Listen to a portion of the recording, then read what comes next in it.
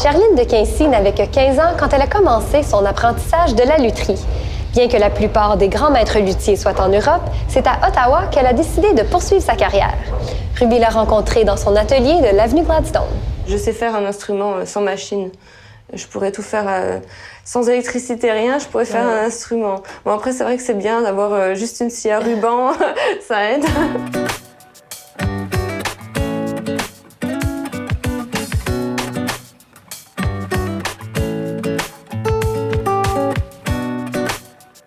Charline, tu es luthière de profession. Oui. Qu'est-ce que c'est exactement ce métier-là? Alors, luthière, ça peut être plein de choses.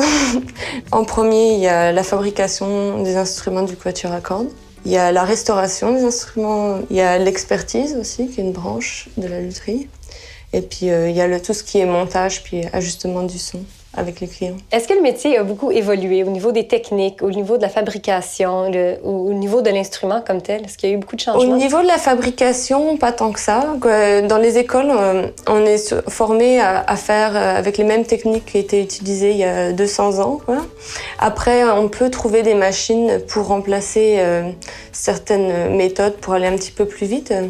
Mais le bois, chaque pièce de bois est quand même particulière. Donc, c'est un peu dur de tout automatiser et de respecter son matériel quand on va faire un instrument. Donc c'est pour ça qu'on est obligé de faire la majorité à la main. Puis c'est un peu plus plaisant. Mais il y a certains travaux qui peuvent être dégrossis là, avec quelques machines à main. Parce que bon, le dos, quand même, il faut qu'on puisse durer là.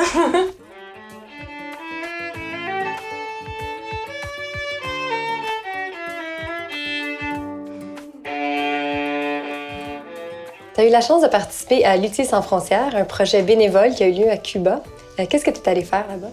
Alors, moi-même et deux de mes collègues, on est allés à La Havane pour enseigner à des jeunes de notre âge, puis un petit peu plus vieux, là, la restauration des instruments et la maintenance, et aussi pour le reméchage des archets. Mais c'est juste pour leur donner vraiment des idées de standards, de mesures, et puis pour qu'ils puissent avoir des instruments jouables. Pourquoi est-ce que c'était important pour toi d'aller partager tes connaissances avec les musiciens et les luthiers là-bas? Parce que ce serait égoïste de le garder pour soi.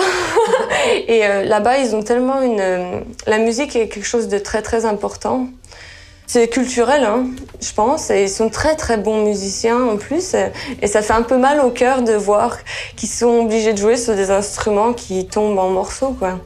Ça prend pas beaucoup d'énergie là d'aller puis juste de partager ce qui est possible avec eux pour leur permettre d'être autonomes avec eux-mêmes. C'est vraiment agréable de voir que ça a déboulé quelque part et qu'ils puissent réaliser leurs rêves.